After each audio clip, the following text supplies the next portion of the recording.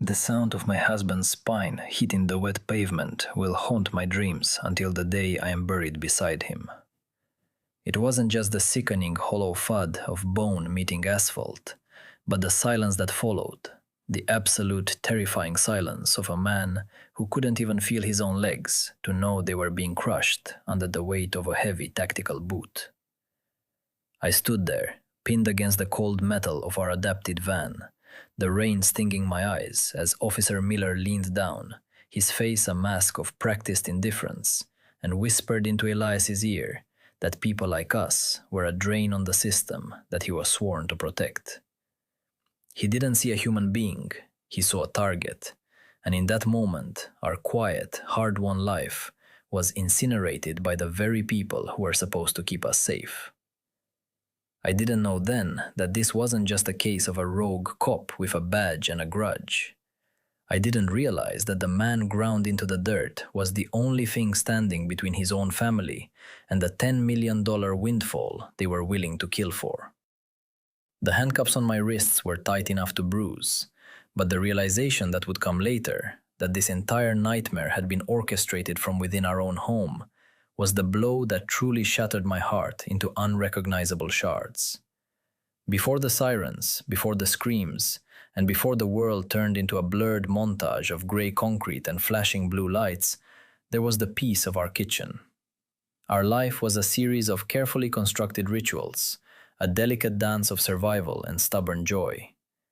Every morning began with the smell of freshly ground dark roast and the rhythmic soft whir of Elias's electric wheelchair. He would navigate the wide hallways of the bungalow we'd spent 3 years renovating, his hands moving with a grace that belied the stillness of his lower body.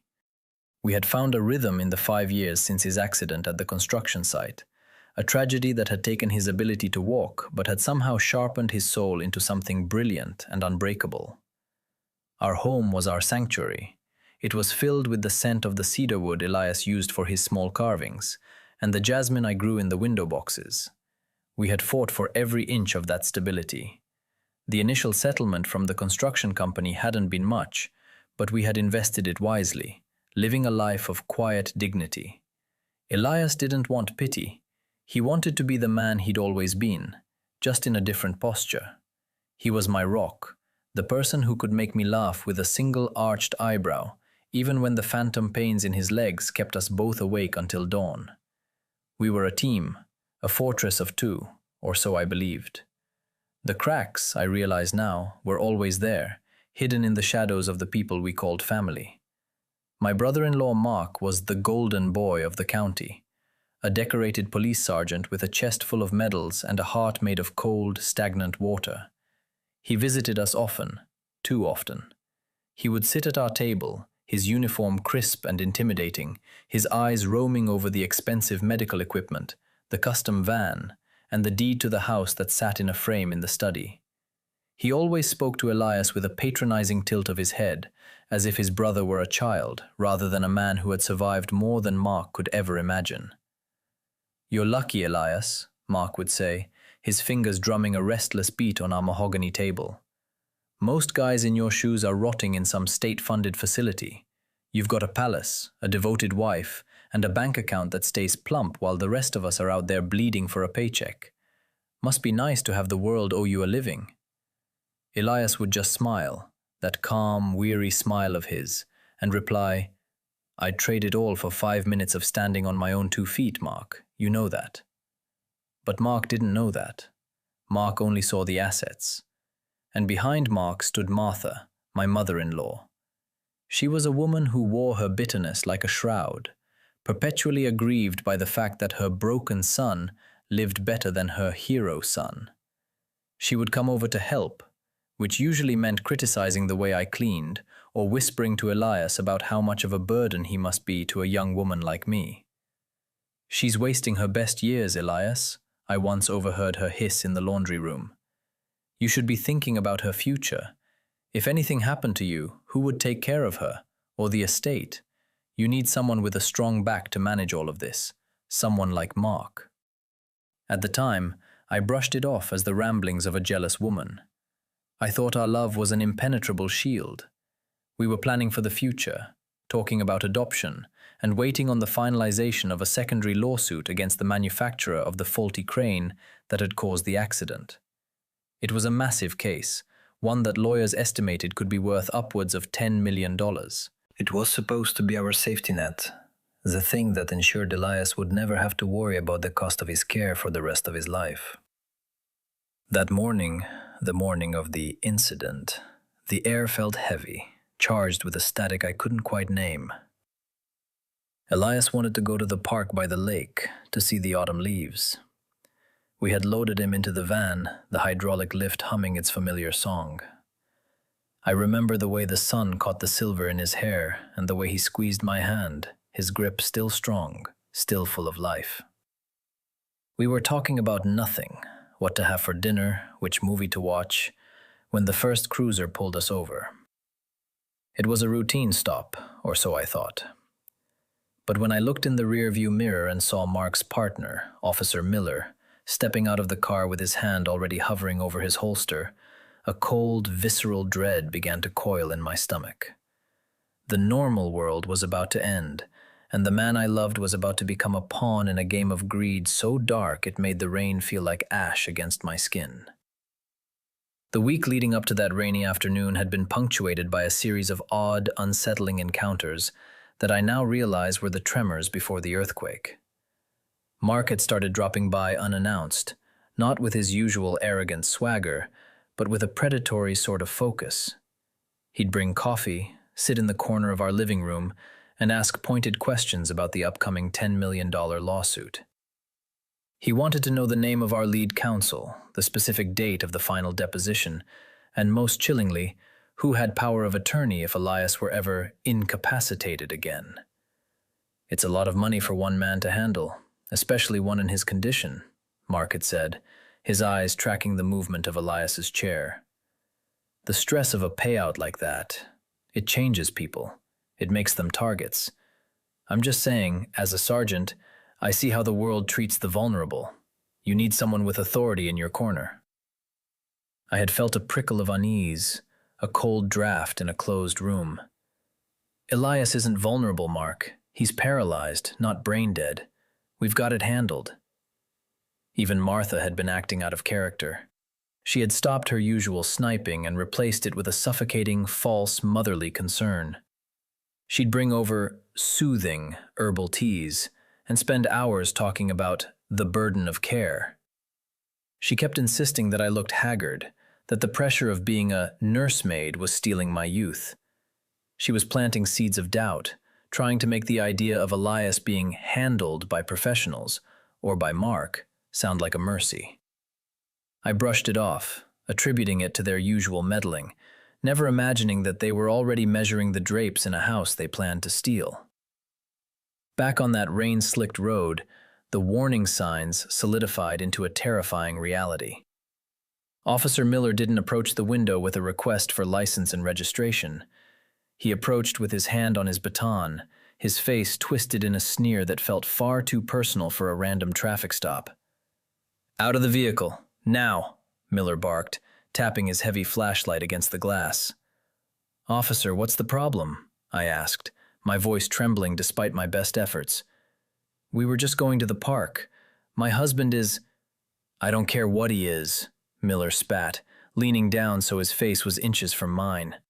The smell of stale coffee and something metallic wafted from him. "I got a report of a vehicle matching this description involved in a hit and run, and I see a driver who looks like he's high on something. Get him out." "He's paralyzed," I screamed as Miller ripped the door open. "He can't just get out. The lift is in the back. Let me—" Miller didn't wait. He didn't care about the lift. He didn't care about the delicate mechanics of the wheelchair or the fragile state of Elias's lower body. With a roar of, "Stop resisting!" he reached into the cabin. He grabbed Elias by the collar of his jacket and the waistband of his trousers. I watched in paralyzed horror as Miller hauled my husband out of his custom seat. There was a sickening metallic snap as the safety harness was forced, and then Elias was airborne for a terrifying second before he hit the asphalt. The sound was a dull, wet thud that seemed to vibrate through the soles of my shoes. "Elias!" I lunged forward, but Miller's partner, A younger officer I didn't recognize slammed me back against the side of the van. The cold metal bit into my spine. "Stay back!" the younger officer shouted, his voice cracking with nerves. On the ground, Elias was a tangle of limbs. He couldn't brace himself, couldn't push himself up. He just lay there, his face pressed into a puddle, his eyes wide and filled with a shock so profound it looked like death. Miller didn't stop. He planted his boot firmly in the small of Elias's back, the very spot where the vertebrae had been fused. "I said stay down!" Miller yelled, though Elias couldn't have moved if his life depended on it. Miller leaned down, his voice dropping to a low, venomous hiss that the body cam wouldn't fully catch. "You think that wheelchair makes you special? You think you're better than us because of some payout? You're nothing but a drain on this city, a broken piece of trash." The world began to tilt. My heart was hammering against my ribs so hard I thought they might crack. The physical reaction was violent. A wave of nausea rolled over me, and my vision blurred at the edges, tunneling down until all I could see was the black leather of Miller's boot against my husband's skin. My hands were shaking so violently I couldn't even form a fist. But then, the point of no return arrived, not with a bang, but with the soft chirp of a dropped device. As Miller wrestled to cuff Elias's limp hands behind his back, a small, burner-style flip phone slid out of Miller's tactical vest and skidded across the wet pavement, landing inches from my feet. The younger officer was busy trying to keep me pinned, his eyes darting around the deserted road. I looked down. The screen had flickered to life upon impact. It wasn't a police-issued device. There was a single unread text message glowing on the screen, the sender identified only as M. I squinted through the rain and the tears. My breath hitched in my throat, a sharp, jagged gasp that felt like swallowing glass. The message read, "Make sure he's resisting. If he ends up in the hospital, the guardianship papers go through tomorrow. Martha has the lawyer ready. Just break him enough so he can't sign anything." The blood drained from my face so fast I felt faint. The nausea wasn't just from the violence anymore. It was the realization that this wasn't a mistake. It wasn't just a racist cop on a power trip. This was a hit. My brother-in-law had sent his partner to break his own brother's body further, all so they could declare him mentally or physically unfit to manage the $10 million settlement. The M wasn't for Miller. It was for Mark. My pulse thundered in my ears, a deafening roar of betrayal. The man I had shared Thanksgiving dinners with, the woman who had hugged me at our wedding, they were currently waiting for the phone call to tell them their plan had worked. They were waiting for Elias to be broken beyond repair. I looked at Elias, still face down in the dirt, the rain washing the blood from a scrape on his forehead. He looked so small, so discarded. A cold, crystalline fury began to rise from the depths of my shock. The ground beneath me felt like it was shifting, the life I knew dissolving into the gray mist of the afternoon. "You," I whispered, my voice sounding like it came from a great distance. Miller looked up, his eyes narrowing. "Shut up, lady." "You're working for Mark," I said, louder this time, my voice steadying even as my soul screamed. "I saw the phone, Miller. I saw the text." The look that crossed Miller's face was one of pure, unadulterated malice. He didn't deny it. He didn't look guilty. He just looked like a man who realized he needed to finish the job. He stood up, leaving Elias in the mud, and began to walk toward me, his hand reaching for his zip ties. "You're coming with us," he said, his voice a low growl. "Interfering with an arrest, assaulting an officer. You're going to be in a cell a long, long time. And your husband, well, he's going to need a lot of help. Good thing his brother is so devoted." That was the moment the quiet wife died. As the cuffs snapped onto my wrists, I didn't cry. I didn't beg. I looked Miller dead in the eye and felt the first spark of a fire that would eventually burn his entire world to the ground. They wanted a war? They had no idea who they were dealing with. The fluorescent lights of the precinct interrogation room hummed with a low-frequency buzz that felt like a drill against my skull. I sat with my hands still cuffed to the metal bar of the table, the plastic chair biting into my thighs. My clothes were damp, smelling of rain and the copper tang of Elias's blood. Every time I closed my eyes, I saw Miller's boot. Every time I breathed, I felt the weight of that text message, the M that had turned my world into a hunting ground. The door creaked open, and Mark stepped in. He wasn't wearing his sergeant's jacket. He was in a crisp white shirt, sleeves rolled up to reveal his perfectly groomed forearms. He looked weary, his face etched with the performative grief that made my stomach churn. He sat across from me, placing a cardboard cup of lukewarm water on the table. "Elena," he sighed, shaking his head. "What have you done? I just got the report from Miller. He said you interfered with a high-stakes arrest, that you were hysterical, that you almost caused him to discharge his weapon. Do you have any idea how much trouble you're in?" I looked at him, my eyes burning. "Miller dragged a paralyzed man out of a van and threw him into the mud, Mark. He stepped on his spine. He mocked him." And they saw the foam.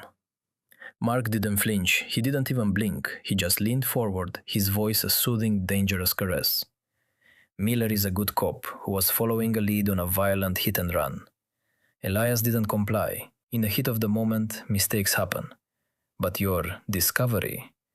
Elena, you're traumatized. You're seeing things that aren't there. That phone doesn't exist. There is no M. There is only a distraught wife who has finally cracked under the pressure of caring for a cripple." "A cripple?" The word felt like a slap. "That's your brother, Mark."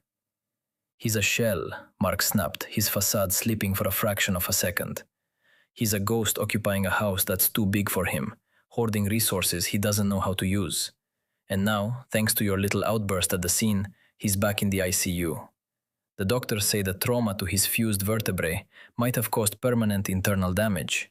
He's non-responsive, Elena. He can't even blink to tell the doctors he's in pain."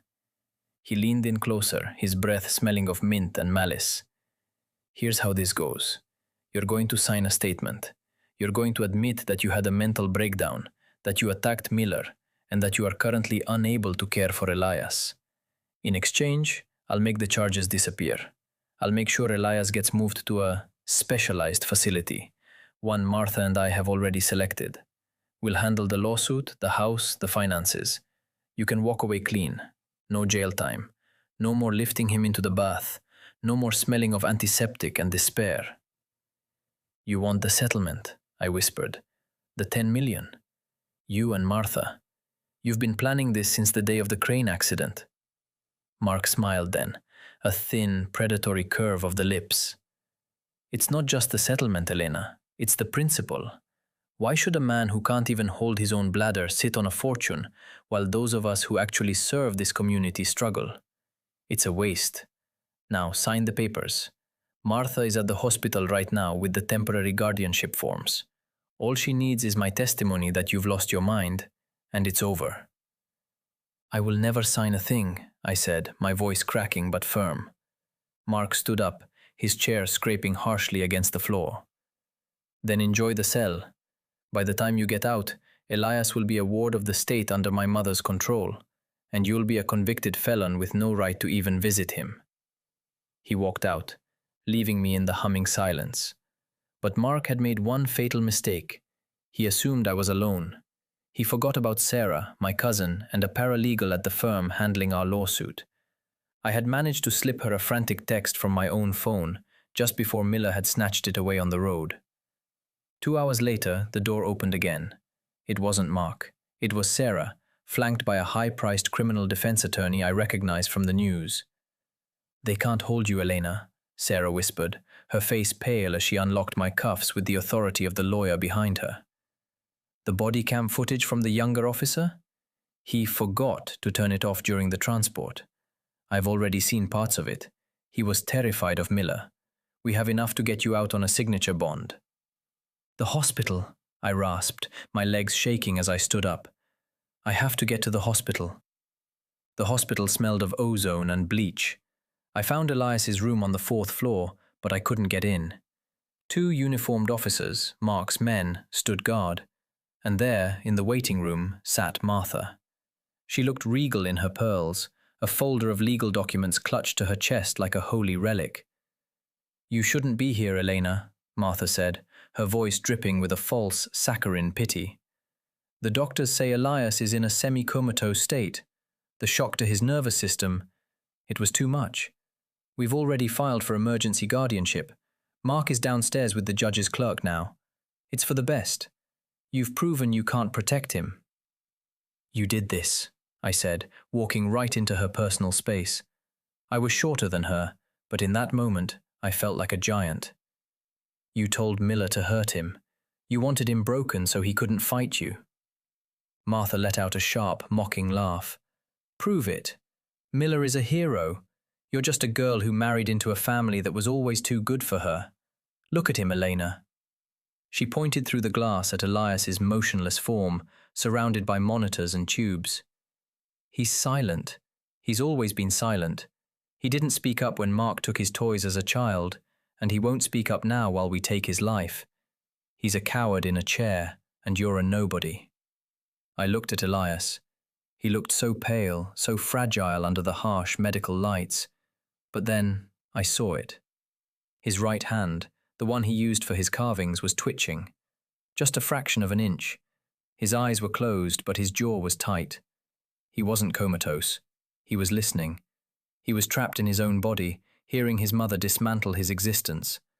"He's not a coward," I said, turning back to Martha. "He's the strongest man I've ever known. And you? You're not a mother. You're a parasite. You've spent your whole life feeding off Mark's glory because you're too hollow to have a soul of your own. But here's a reality check, Martha. I'm not Elias. I don't forgive, and I don't stay silent." "Get out," Martha hissed, her face contorting into a mask of pure rage, "before I have the officers remove you." "Oh, I'm going," I said, leaning in so close our noses almost touched. "But when I come back, I'm bringing the hammer. You think 10 million is a lot of money? By the time I'm done with you and your hero son, you'll be lucky if you have enough left to buy a cardboard box to live in. I saw the phone, Martha, and I'm going to find it." I walked away, my heart a drum of war. As I hit the elevator, I saw Mark stepping out, a smug grin on his face as he held a stamped document. He thought he had won. He thought he had silenced the only 2 people who mattered. He had no idea that he had just handed me the very weapon I needed to destroy him. The transformation was complete. The nursemaid was gone. I felt a cold, surgical precision take over my mind. I didn't need to cry anymore. I needed to hunt. I called Sarah as I walked to the parking lot. "Sarah," I said, my voice as sharp as a razor, "get the lead attorney on the phone. Tell him we're not just suing the crane company anymore. We're suing the precinct, the city, and Mark personally. And tell him I need a private investigator. I need to know everywhere Officer Miller has been in the last 24 hours. That burner phone didn't disappear. It's somewhere. And I'm going to find the hand that held it."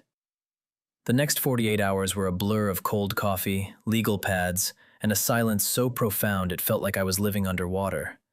I didn't go home. I couldn't bear the thought of our empty sanctuary while Elias lay broken in a hospital bed, a ward of a state that was trying to swallow him whole. Instead, I moved into a war room at Mr. Sterling's law firm. I wasn't the grieving wife anymore. I was a strategist. The transformation was total. The woman who used to worry about the exact temperature of Elias's tea was gone, replaced by someone who could look at a photo of her husband face down in the mud and feel nothing but a calculated, icy need for justice. "We have the younger Officer Hayes," Sterling said, dropping a heavy file onto the mahogany table. "He's terrified, Elena. He's been on the force for 6 months, and he watched his hero, Miller, commit a felony. He didn't turn his body cam off because he wanted insurance. He saw the burner phone too. And our PI? He found it. My heart did a slow, heavy thud. Where? In a storm drain 2 blocks from the precinct. Miller tried to crush it, but he was rushed. The SIM card is intact. We have the metadata, the timestamps, and the link to Mark's secondary burner. It's all there. The conspiracy to commit aggravated assault, the intent to defraud. It's a goddamn masterclass in stupidity and greed. The day of the guardianship hearing arrived with a sky the color of lead. Martha and Mark were already in the courtroom when I arrived, sitting in the front row like royalty. Mark was back in uniform, his brass buttons gleaming, an image of professional integrity. Martha held a handkerchief to her eyes, playing the role of the grieving mother to perfection. They didn't even look at me when I sat down across the aisle. They thought I was a ghost. They thought the game was already over. The judge, a stern woman with eyes like flint, called the session to order. We are here to determine the emergency guardianship of Elias Thorne. Sergeant Thorne, you have the floor. Mark stood up, his voice steady and practiced. Your Honor, it's a tragedy. My brother is a hero, but his condition has deteriorated. His wife, bless her heart, has proven to be emotionally unstable. She was arrested at the scene of his most recent medical emergency for interfering with police business.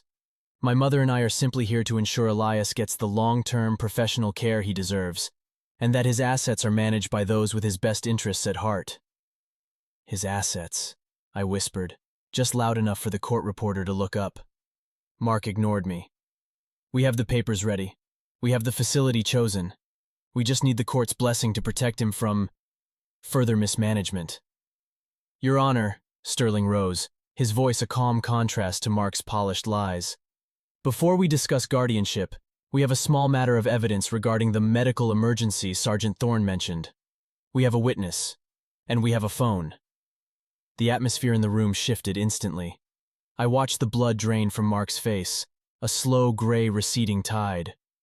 Officer Hayes was called to the stand. He was shaking, his voice barely a whisper, as he described how Miller had targeted Elias, how he had been told it was a special favor for a sergeant, and how he had seen the text message from Mark. Then, Sterling played the audio from the body cam, the wet thud of Elias hitting the ground, Miller's whispered insults, and finally, the sound of the burner phone hitting the pavement.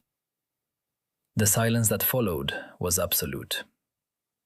I stood up then, ignoring the bailiff's gesture to stay seated. I walked to the center of the aisle, looking directly at Mark, then at Martha. You didn't just break his body, Mark, I said, my voice echoing in the hallowed space, sharp and unbreakable. You broke the law. You broke a mother's duty. And the law is much harder to fix than a spine. You wanted $10 million? You're going to spend the next 10 years explaining to a cell block why you sold your brother's life for a paycheck. Martha let out a strangled cry, her handkerchief forgotten as she lunged toward me, her face a mask of primal, ugly rage. You little bitch. That money belongs to this family. He's nothing. He's half a man. He should have died on that site. The judge's gavel slammed down like a gunshot. Order! Bailiffs, remove that woman. Sergeant Thorne, you are relieved of your duties effective immediately pending a criminal investigation into conspiracy and aggravated assault. The retribution was swift and clinical. Mark was led out in handcuffs, his own handcuffs, by the very officers he used to command. The look of sheer, humiliated terror on his face was a balm I hadn't known I needed. Miller was arrested an hour later at his home. The civil rights lawsuit against the city was settled within months for an undisclosed amount that dwarfed the original $10 million. Martha was left with nothing. No house, no hero son, and a looming indictment for her role in the conspiracy. 6 months later, the world is quiet again. I am sitting on our back porch, the scent of jasmine heavy in the evening air. The bungalow is finally finished, equipped with every piece of technology that can make a man's life easier. I can hear the soft, familiar whir of Elias's chair behind me. He's not cured, life doesn't work like that, but he is awake, he is present, and his hands are back to carving the cedarwood he loves. The $15 million settlement sits in a protected trust, but we haven't touched most of it. We don't need much. We have the ritual of the morning coffee, the sound of the rain on the roof that no longer sounds like a threat, and the knowledge that we survived the wolves at our own table. Elias rolls up beside me, his hand finding mine. His grip is firm, a silent language we've perfected over the years. He looks out at the garden we planted together, his eyes clear and full of a hard-won peace. "They thought we were weak because we were quiet," he says, his voice a bit raspy but stronger every day. I squeeze his hand, leaning my head against his shoulder. I think about the mud, the rain, and the man who thought he could step on a soul without feeling the weight of it. "They forgot one thing," I say, looking at the sunset. "A wolf doesn't need to bark to let you know he's going to bite."